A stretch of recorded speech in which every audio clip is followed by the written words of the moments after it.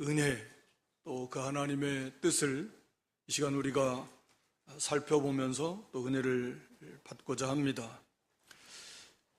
이 보배는 그 앞에서 말씀하고 있는 대로 거기 6절에 그 예수 그리스도의 얼굴에 있는 하나님의 영광을 아는 빛, 이게 이 보배를 말합니다. 다른 말로 말하면 복음이겠죠. 하나님의 영광을 아는 빛이다. 하나님을 아는 빛이고 예수 그리스도를 아는 빛인데, 하나님은 예수 그리스도는 마찬가지예요. 하나님과 동일하신 분이신데 영광의 하나님이시다, 그 말입니다. 그러니까 영광이라는 말은 가장 뛰어난, 가장 아름다운, 가장 존귀한, 가장 가치 있고 가장 좋은, 하여튼 가장이라는 표현도 사실은 하나님께 적용할 때는 그냥 무한한, 비교의 대상 자체가 없으니까, 비교한다라는 것 자체가 어불성설이니까, 그러니까 무한히 존귀한, 무한히 뛰어난 아름다움, 무한히 좋은, 그런 의미예요.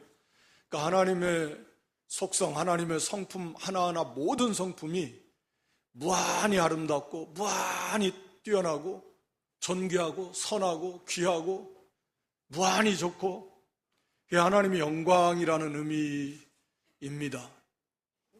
다르게 이해할 수도 있겠지만 제가 이해하기는 그래요.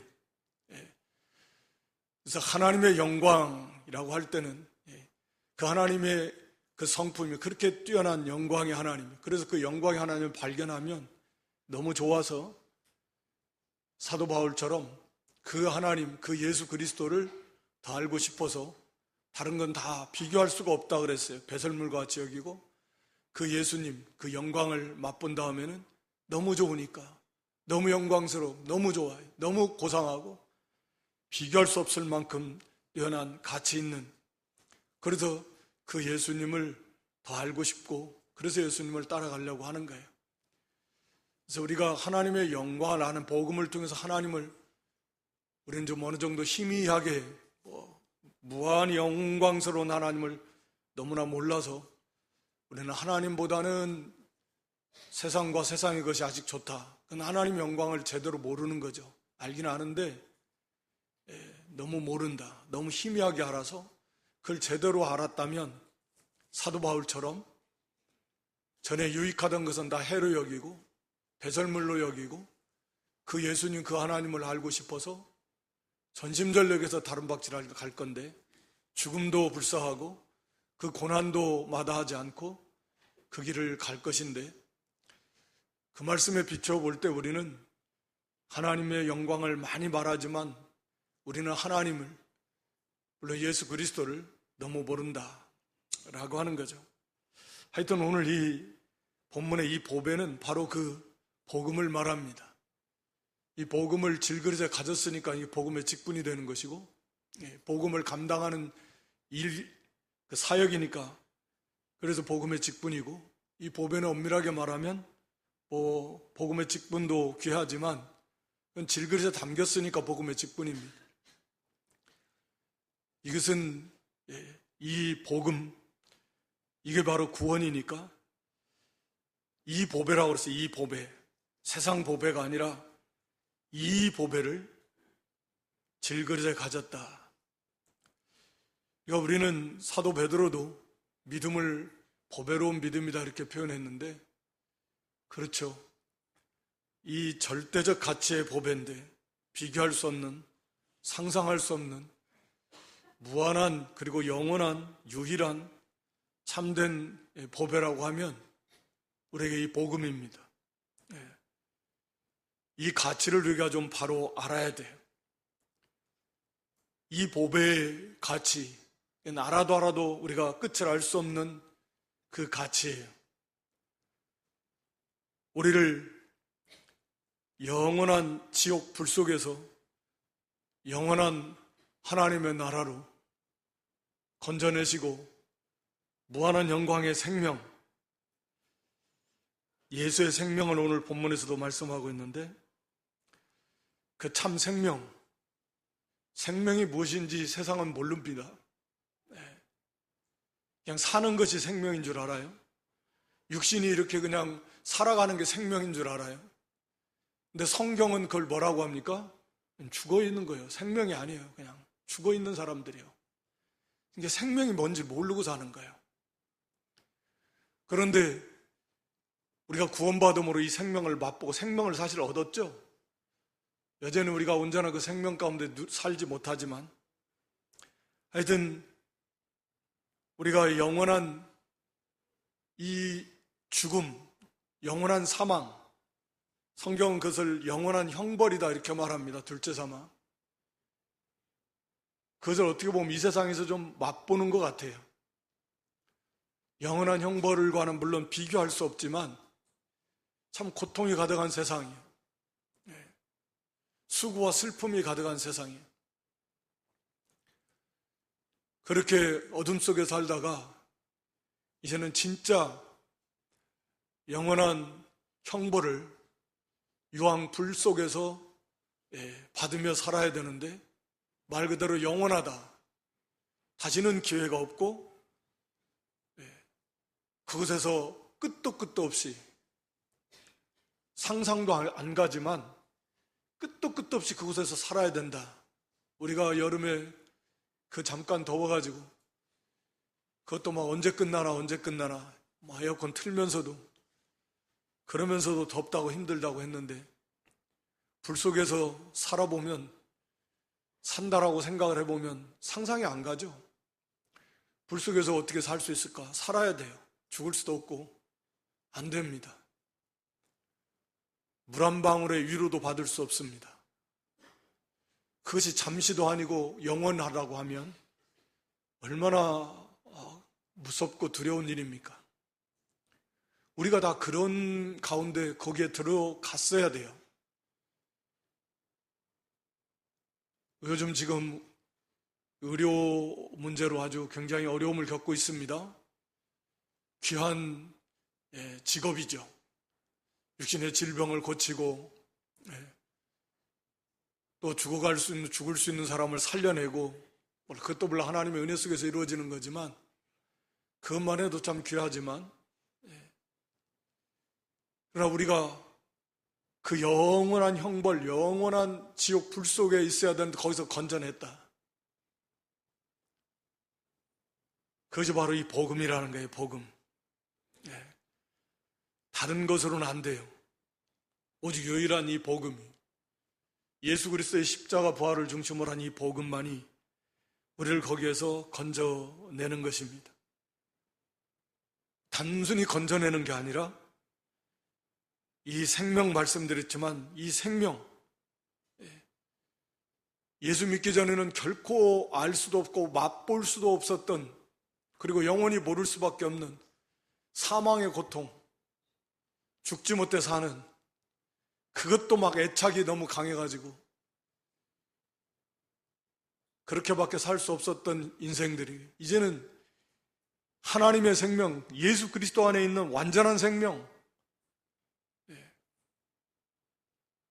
그것도 참 어려운 문제이기는 한데 물론 문자적으로는 예수님과 연합된 게 생명이다.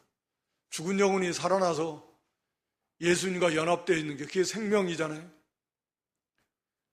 근데 그 생명이라고 하는 그 세계는 무엇일까? 여러분 말씀드린 대로 거기에는 참 사랑이고 의요, 거룩입니다. 그 결과는 완전한 평강이고 완전한 자유고 완전한 기쁨이고 완전한 만족이고 다른 말로 하면 완전한 최고의 행복이고 그게 생명의 세계의 특징이에요. 또 제가 이해하기는 그래요. 성경을 통해서. 생명은 예수님과 연합된 게 생명이고 하나님과의 교제가 회복된 게 생명이지만 그 생명의 세계라고 하는 건 그런 거예요. 상상도 할 수 없이 좋은 거예요. 마치 아이가 태어나면 기쁘고 사람이 죽으면 나이 많이 먹어 죽으면 쓸쓸하고 고통스럽고 슬프고 어둡잖아요. 극과 극이잖아요. 이 생명의 세계라는 건 그렇게 모든 활력이 넘쳐나고, 그 속에 뭐 피곤한 것이 있겠습니까? 슬프고 괴로운 게 있겠습니까? 어둠이 있겠습니까? 고통이 있겠습니까? 그건 생명의 세계가 아니에요. 이 생명, 우리도 온전히 누리지 못하는 그냥 맛만 살짝 보는 이 생명이, 이 완전한 생명, 이 세계로, 부활체는 또 어떻습니까? 마찬가지죠. 상상도 할 수 없는 부활의 몸, 그런 뭐 피곤하고 아프고 지치고 배고프고 병들고 늙고 죽고 없어요. 없습니다. 얼마나 좋겠어요. 힘이 날마다 넘쳐나는, 피곤함도 없고 아픈 것도 없고 지치는 것도 없고 뭐 배고프고 뭐 그런 거 없어요. 상상도 안 가죠. 시공을 초월하는 몸이니까. 자, 상상도 할 수 없는, 이제 그것만 있습니까? 우리가 하나님을 아버지라 부르고 하나님 나라에서 왕권을 가지고 사는데, 영원히 왕 노릇하고 1000년 동안 이 땅에서, 이 지상에서 천년왕국, 그래서 천년왕국인데, 천년왕국이 끝나면 이제 영원한 하나님의 나라가 이루어지잖아요. 예루살렘 성이 내려오고 영원히 왕 노릇하는데, 영원토록 이 왕 노릇을 해봤어야 그것이 얼마나 좋은지 알죠. 진짜 왕, 이 땅에서가 아니라 영원한 하나님의 나라에서. 뭐 다 왕인데 뭐가 좋겠냐. 그래도 무한히 영광스러운 거죠. 다 왕은 뭐 천사들은 왕이 아니잖아요. 또 왕엔 더 차이가 있어요. 10고을, 9고을, 8고을 다 차이가 있고, 썩지 않고 더럽지 않고 쇠하지 않은 기업, 이 땅에 기업체가 얼마나 있습니까? 그래봐야 뭐 얼마나 갑니까? 우리가 하나님 나라에서 누리게 되는 그 기업. 그래서 사도 바울도 기도한 거예요. 우리 마음의 눈을 열어서 우리가 누리게 될 그 영광, 성도 안에서 우리에게 베풀어 주신 그 기업의 그 풍성한 영광의 풍성이 얼마나 어떠한가를 좀 알라는 거예요. 제가 지금 말씀드리는 것들을 말씀을 붙들고 많이 묵상하죠. 우리가 누리게 되는 거예요. 이미 받았고 법적으로, 앞으로도 얼마나 더 많이 받을 건 우리의 삶의 신앙생활에 달려있지만 그것을 누리는 거예요. 이게 상상도 할 수 없는 거죠. 이것을 거저주는 게 이 복음이에요. 복음. 이거보다 보배로운 게 있겠습니까? 우리가 하나님을 아버지로 부르면서 하나님의 자녀가 돼서 이젠 자식이 아버지 닮아가듯이 하나님을 닮아가고 예수님을 닮아가서, 그 하나님은 유일한 신이시잖아요. 영원자존하신, 무한하신. 우리는 그 하나님이 우리를 만드신 피조물이고, 그런데 우리가 하나님을 닮아가요. 하나님처럼 되는 건 아니지만 하나님을 닮아가는, 이건 상상도 할 수 없는 거예요. 좀 많이 묵상해 보세요. 우리가 받은 이 구원이 정말 얼마나 놀라운지, 우리 생각으로 마음으로 감히 미칠 수도 없을 만큼 그런 엄청난 구원을 우리에게 주신 건데, 바로 그게 복음이다. 복음. 이 복음이요. 복음을 통해서, 복음을 믿음으로 믿어지는 또 선물 믿음을 주신 것이, 이 보배. 그래서 하나님의 영광을 안다라고 사도 바울이 성령의 은혜 속에서 가장 핵심이 하나님을 알아나간다라는 거죠. 하나님을 닮아가고 하나님과 친밀하게 교제하고, 다른 것들은 그냥 거의 따라오는 거죠. 비교할 수 없는 거죠. 하나님과 어떻게 비교하겠습니까? 그 하나님을 알아나가고 그 하나님과 가까워지고 친밀하게 교제하고 그 하나님을 닮아간다라는 거, 그 하나님의 영광을 아는 빛인데, 이게 보배예요. 어떻게 표현할 수, 인간의 언어의 한계가 그거니까 그냥 보배다. 앞에 수식어를 아무리 갖다 붙여도 그냥 보배다. 가장 위대한, 가장 뛰어난 말씀드린 대로 비교할 수 없는 유일한 영원한 무한한 가치의 법에다 어떤 걸 갖다 붙여도 부족할 만큼 바로 이 법의 가치를 우리가 좀 알아야 되는 거예요. 근데 그 법회를 질그릇, 당연히 질그릇은 우리 육신을 포함한 우리 사람, 연약한 우리 인생을 말하는 거죠. 이 질그릇, 흙으로 만든 볼품없는 깨지기 쉬운 그런 값싸고 연약한 그릇입니다. 턱 충격만 가면 금방 깨져요. 우리 그렇잖아요. 조금만 가면 금방 상처 있고 그냥 금방 하네 못하네, 사네 못 사네, 금방 그럽니다. 얼마나 연약한 존재인지. 조금만 어려움이 와도 이 질그릇이에요. 볼품도 없고 너무 연약해요. 이 보배를 감당할 수 있는 것이 아니에요. 이 어마어마한 보배를 이 질그릇에 맡겼다라는 거예요. 그 보배가 왔고 이걸 전하는 직분, 그러니까 당연히 얼마나 이 직분이 귀하겠습니까? 이 어마어마한 보배를 정말 보잘것없는, 자격도 없는, 너무나 한심할 만큼 연약한 그런 인생들을 우리에게 하나님이 다 맡겨놓으셨다. 보배를 질그릇에 가지게 하셨습니다. 말씀드린 대로 우리는 정말 이거 감당할 수 없어요. 이 구원 자체가 상상도 할 수 없지만 이제는 이 복음을 가지고서 다른 사람들을 살려내고, 말씀드린 대로 이거 육신의 질병만 고쳐도 대단한 거예요. 그런데 영원한 지옥 형벌에 갈 사람, 거기에 떨어질 사람을 천국으로 인도하는 일, 그 일 하는 거예요. 우리가 그렇게 하는 건 물론 아니죠. 하나님이 하시는 거죠. 의사도 마찬가지. 의사가 합니까? 약이하는 거고, 기계가 다 사진 찍고 검사해가지고 어디에 무슨 문제가 있는 거 다 진단해주면 거기에 대해서 하는 거고, 약을 처방해도 그 약이 사람 속에 들어가서 그 사람에게 맞아야 될 거고, 의사 그 자체도 위대하지만, 존귀하지만 사실 하는 일이 처음 다 하는 건 아니에요. 할 수 없는 일이 너무 많고. 하여튼 간에 그래도 존귀한데, 하물며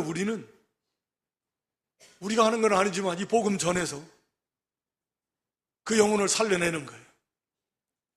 하나님이 우리를 통해서 하는 거니까. 그러니까 얼마나 이게 정말 말할 수 없는 고귀한 직분이고 가치 있는 직분이고 영광스러운, 영광에 충만한 그러한 직분인가 하는 것을 알라는 거예요. 그래서 거기에서 너무 감사하고 감격하고 죽도록 충성해야 된다. 우리가 받은 이 구원이 얼마나 크고 놀라운데 매일매일 같이 그것을 묵상하고 거기에서 생명의 꼴을 먹고 마시고, 그래도 부족한데 거기에 마음과 시간과 정성을 쏟지 않고 그냥, 그래서 그 세계를 알지 못하는 거예요. 그걸 좀 시간을 들여서, 마음을 들여서 말씀을 붙들고 많이 묵상하고, 그래서 그 속에 감춰져 있는 이 말할 수 없는 영광스러운 즐거움을 맛보고 누리고, 그래서 거기에 합당한 감사를 더욱 합당하게 하나님께 영광을 돌려야 되는데, 그런 시간들을 우리가 많이 가지지 않는다라고 하면 어떻게 그걸 좀 더 깨달아 알겠습니까? 그래서 좀 더 많이 시간을 들이고 마음을 들이고 정성을 들여서 말씀을 붙들고 그걸 묵상하시라는 거예요. 그리고 그 사랑에 감사 감격하고, 나같이 볼품없는 자격 없는 죄인 중에 괴수고, 다 자기가 자신을 보면 죄인 중에 괴수예요. 당연한 것입니다. 자연스러운 것이고, 나 같은 것을 구원해 주신 하나님의 은혜, 그것뿐만 아니라 복음을 맡기셔서 이 복음을 전할 수 있고, 우리가 다 복음의 직분, 복음을 맡은 자들이에요. 교회가 그렇고 성도의 가정이 그렇고 한 사람 한 사람이 그래요. 입술을 통해서 증거되는 복음 귀하고 그 직분도 말할 수 없이 귀하지만, 마찬가지로 삶을 통해서 비춰지는 복음의 직분자로서의 삶이 너무나 중요하다라는 거예요. 교회의 모습이 그렇고 성도의 가정의 모습이 그렇고 성도의 모습이 어떠한가에 따라서 그게 복음의 빛을 어떻게 비추고 있느냐, 중요하잖아요. 그러니까 이것은 단순히 무슨 사도 바울과 같이 전문적으로 복음을 받은 전도자, 이 사람들에게만 해당이 되는 것이 아니라는 거예요. 우리 모두에게 복음을 가지고 있는 이 복음의 직분자로서 한 사람도 애 없이 이 세상의 빛인데, 소금인데 제대로 빛을 비추고 맛을 내고 향기를 날리고 있는가, 우리를 통해서 그리스도를 읽게 하는 그리스도의 편지로서 사명을 감당하고 있는가, 이런 사명의식을 우리가 가지고 우리의 삶을 정말 중요하게 여기면서 우리의 가정도 마찬가지예요. 믿는 성도의 가정이 어때야 되는가? 교회는 말할 것도 없고, 이것이 빛을 비춰나가는 삶인데, 당연히 질그릇이니까 이게 너무 연약하고 보잘품 없고 능력도 없고, 그래서 왜 이 보배를 질그릇에 갖게 하셨는가? 7절 하반절에 그랬죠. 이는 능력의 힘이 큰 것이 하나님께 있고 우리에게 있지 아니함을 알게 하려 함이라. 이 질그릇 가지고는 감당 못합니다. 여기 이어지는 8절로 9절의 말씀의 그 핍박의 이 강도를 표현하고 있는데, 우리가 사방으로 우겨쌈을 당하여도, 사가 사방으로 우겨쌈을 당했다. 우겨쌈이라는 단어의 문자적 의미는 포도즙을 이렇게 발로 밟아가지고 위에서 또 앞잡기로, 오늘날은 기계가 있으니까 내리 누르는, 진 눌러가지고 거기서 즙을 이렇게 짜내는, 이게 우겨쌈이라는 단어예요. 얼마나 어렵겠습니까? 환경이 진 눌러가지고 꽉 눌러서 진 이겨가지고 거기에서 아예 그냥 즙을 짜내든 그와 같이 그런 큰 환란이에요. 또 답답한 일을 만나도, 이 단어도 마찬가지, 옴짝달싹할 수 없는, 어떤 수단과 방법을 동원해도 도저히 벗어날 수 없는, 아마 사방이 꽉 막혀 있는 것과 같은 그런 어려움이, 답답한 일. 또 핍박을 받는다. 이 단어는 이 사냥꾼이 사냥감을 계속 추적해 가는 거예요. 쉴 수가 없어요. 계속 쫓아오니까. 두려움에 어디서 계속 쫓아오면서 쉴 수가 없지 않습니까? 이 핍박이에요. 끊이지 않고 계속해서 압박하고 죽이려고 쫓아오는 거예요. 이게 핍박입니다. 거꾸로 때리면 다 한다는 거, 기습하는 거, 갑자기 숨어있다가 막 공격을 해가지고 넘어뜨려서, 사도 바울이 불러내가지고 갑자기 그냥 돌을 던져가지고 죽이려고 죽은 줄 알고 갔지만, 마치 그런 것처럼, 그러니까 이 고난의 사도 바울과 또 이 복음의 사역자들이, 특히 사도 바울 자신이 이런 걸 많이 체험했는데, 이런 어려움을 많이 겪는데 이걸 무슨 수로 감당하겠는가? 이 어려움 속에서 이걸 이기면서 이 복음을 보전하고 이 복음을 전할 수 있는 그런 힘과 능력이 사람에게 있는가? 없다라는 거죠. 마찬가지로 말씀드린 대로 전문 복음 전도자만이 아니라 우리도 이 복음을 받은 자로서 끊임없이 다양한 크고 작은 어려움 속에서 믿음으로 살려면 힘들고 어렵고, 그 속에서 끝까지 믿음을 지키고 복음의 빛을 비추고 그 영혼들에게 향기를 날리려면 우리 힘과 능으로 되겠는가? 당연히 안 된다라는 거죠. 우리는 질그릇과 같이 연약한 존재예요. 너무나 보잘것 없습니다. 그런데 어떻게 이러한 이 복음을 가지고 복음에 합당한 삶을 살아가고 복음을 전하고 빛을 비출 수 있는가? 복음을 전할 수 있는 삶을 살 것인가? 이런 어려움 속에서 당연히 하나님의 지극히 크신 능력이 도우시고 그걸 이루어 나가는 걸 뭐라고 했습니까? 알게 하려 함이라. 그걸 알게 하려고. 이건 지식으로 하는 게 아니에요. 진정으로 이건 깨닫고 체험 속에서 그걸 알아나가는 거예요. 안 되는구나. 내 힘으로는. 그러니까 자기 능력, 지혜, 수단, 방법, 인본주의는 안 돼요. 하나님의 능력의 도우심이 없으면 이 복음으로서, 복음의 직분자로서, 성도로서 이 사역을 합당한 삶을 살아갈 수 없다라고 하는 거예요. 그러니까 하나님만 의지하고 이 어려움을 만날 때 안 돼요. 처음에는 다 자기 수단 방법을 해보죠. 이렇게도 해보고 저렇게도 해보고 해보려고 하는데 결국 안 돼. 그러니까 결국은 부르짖게 되는 것입니다. 하나님만 의지하게 되는 것입니다. 전심전력으로 매달리게 되는 것입니다. 그걸 통해서 자기가 깨어져 나가는 거죠. 교만 다 있는데 없는 사람 없을 건데 그 교만이 깨어져 나가네요. 헛된 것들, 의지했던 것들 다 깨어져 나갑니다. 그러면서 하나님의 도우심을 체험하고 하나님을 알게 되고 하나님의 그 놀라운 능력의 은혜를 체험하게 되고 그를 통해서 하나님을 알아나가네, 알게 하려 함이라.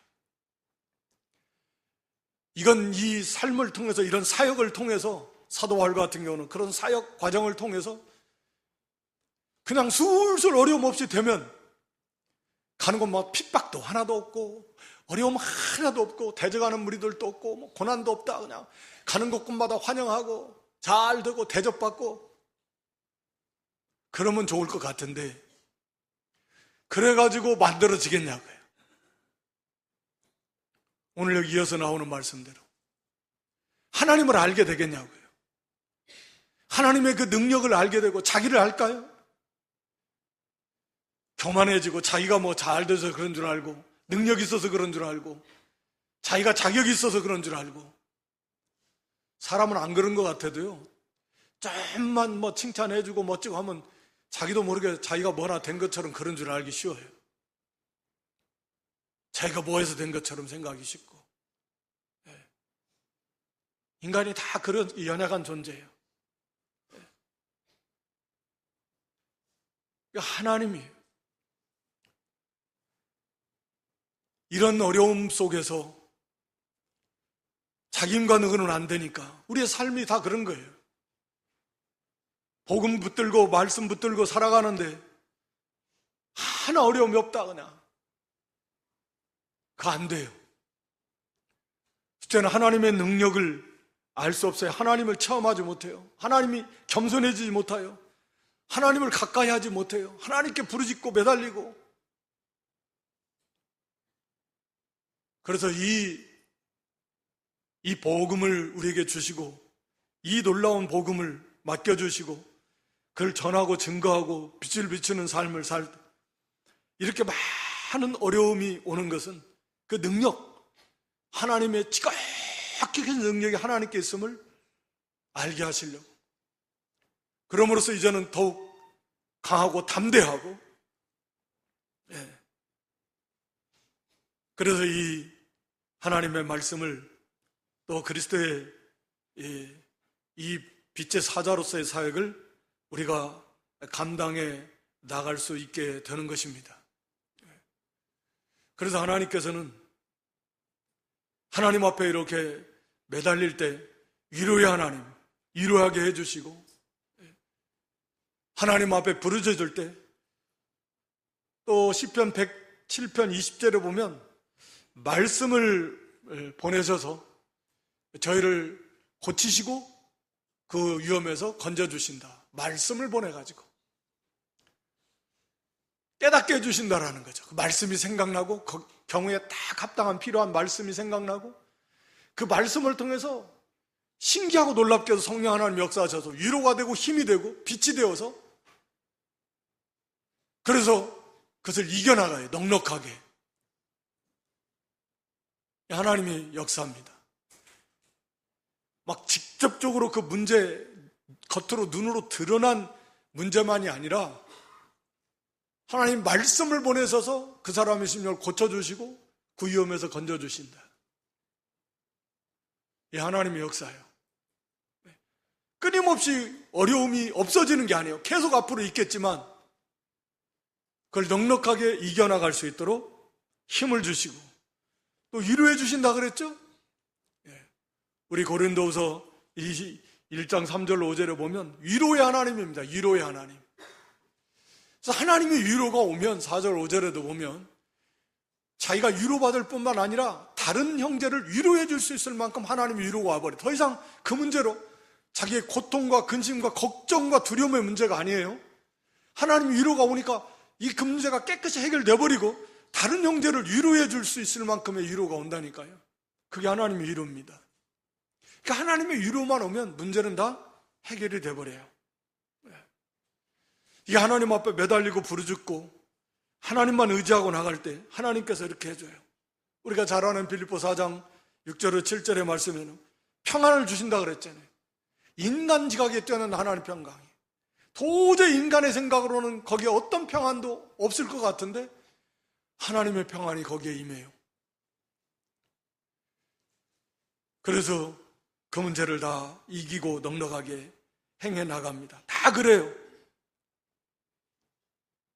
그렇게 해서 모든 신앙의 위인들도 그렇고 믿음의 사람들이 그걸 다 이겨나가요. 더욱 강하고 담대하게 하나님만 의지하고 나아가게 되는 것입니다. 그리고 세 번째는 거기 10절 11절의 말씀인데 우리가 항상 예수 죽인 거라는 문자적인 의미는 예수 죽음, 예수님의 죽음이라는 의미입니다. 우리가 죽였다라는 그런 표현은 아니고 물론 우리 죄 때문에 예수님이 십자가 지신 건 맞지만 단순하게 예수님의 죽으심은 몸에 짊어진다 그런 의미인데 예수님의 생명도 우리 몸에 나타나게 하려 합니다. 우리 산자가 항상 예수를 위하여 죽음에 넘기움은 예수의 생명이 또한 우리 죽을 육체에 나타나게 하려 함이니라. 그러니까 이 고난, 예수님 때문에 당하는 예수님이 걸어가신 십자가 죽으심의 길을 걸어갔는데 그와 같이 예수님을 본받아서 우리도 그 예수님의 그 죽으심의 고난과 같은 고난에 동참하면 동참할수록 예수님 안에 있는 그 생명이 우리 안에 나타나게 된다. 다시 말하면 그리스도의 고난에 참여한 만큼 그리스도의 생명이 그 사람 안에 이루어지게 된다 라고 하는 거죠. 처음에 말씀드린 대로 이 생명이 그러니까 예수님 안에는 완전한 생명, 완전히 생명의 충만함, 생명의 완전함의 그 세계가 예수님의 세계고 하나님의 세계의 일터인데 그 예수님의 생명이 그 사람 안에 이루어진다. 우리 흔히 하는 말로 예수님을 많이 닮아가고 예수님을 많이 알아나가는데 오늘 본문에서 사도 바울은 예수님의 생명에 참여한다라고 이렇게 표현을 합니다. 하나님을 아는 것을 하나님의 영광의 빛을 아는 것이라 이렇게 표현했던 것처럼 예수님의 생명에 참여하게 한다. 그러니까 예수님을 닮아간다라는 거, 예수님을 안다라는 것은 다른 말로 말하면 예수님의 생명에 참여하게 된다. 예수님의 생명이 그 사람 안에 이루어지게 된다. 그러니까 예수님 안에 있는 말씀도 생명의 세계가 즉 기쁨이요, 평강이요, 사랑이요, 거룩이요, 의요, 그 자유함이 그게 생명의 결과 생명의 세계의 특징이라고 그랬습니다. 그것이 그 사람 안에 이루어지는 거예요. 그러니까 점점점 죄와 악은, 죄의 세력은 물러가고 생명이 더 충만해지니까 반대로 죄와 사망의 이 세력은 약해지고 더 충만해서 충만으로, 끊임없이 물론 이 땅에 사는 동안에는 죄가 유혹하고 그래서 사망의 세계로 이끌려고 하는 건 사실이지만 더욱 생명에서 생명으로 더 충만해지게 되니, 사랑에서 사랑으로, 거룩에서 거룩으로, 의에서 의로, 온유에서 온유로, 평강에서 평강으로, 기쁨으로, 자유함으로, 이게 생명의 세계는 거예요. 그게 더 풍성하게 임하게 될 것이다.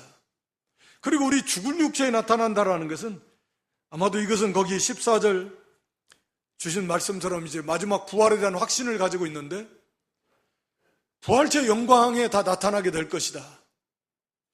이 땅에서도 그 생명이 이루어지면 그 속에 그 생명을 맛보고 누리고 그리스도 형상을 이루어가게 되지만, 이제 우리 죽을 육체, 마지막 이제 우리가 이 죽을 육체가 부활의 몸으로 변화될 건데, 완전히 새로운 몸으로,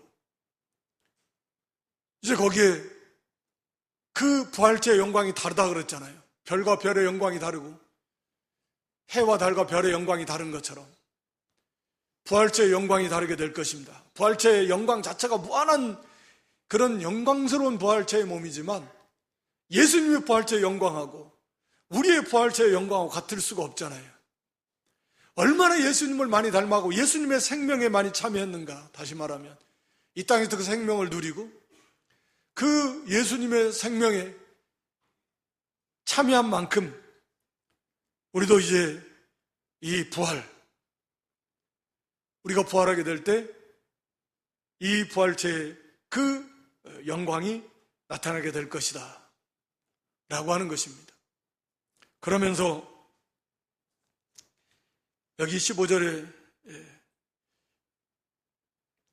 모든 것은 너희를 위해서 하는 것이고, 또 12절에 사망은 우리 안에서 역사하고 생명은 너희 안에서 하는, 이 고난을 통해서 우리 안에 그리스도의 형상이 이루어지고 그리스도의 생명이 더 풍성하게 되고, 다른 사람에게도 그 생명의 빛이 비추어서 복음을 받음으로 그 사람 안에 이 생명이 나타나게 된다라는 거죠. 우리 안에도 사망의 고통이 임하지만, 사망과 같은 그런 고난이 있지만 그 안에 그리스도의 생명이 더 풍성하게 임하게 될 것이다 라고 하게 되는 것입니다. 그렇게 해서 마지막 15절에 은혜가 많은 사람의 감사함으로 말미암아 더하여 넘쳐서, 이 개역성은 좀 어렵게 되어 있는데 마치 감사함으로 은혜가 더 넘치게 된다라는 표현처럼 이렇게 말하고 있는데, 바른 성경은 더욱더 많은 이들에게 미치는 은혜가 감사함을 넘치게 한다. 그래서 하나님께 영광을 돌리게 하려는 것이다. 이렇게 번역을 정확하게 하고 있어요. 그러니까 이게 정확한 해석입니다. 그러니까 하나님의 은혜가 모든 사람들에게 더 풍성하게 임해서 감사가 넘치게 한다는 거예요. 그러므로 하나님께 영광을 돌리게 된다라고 하는 것입니다.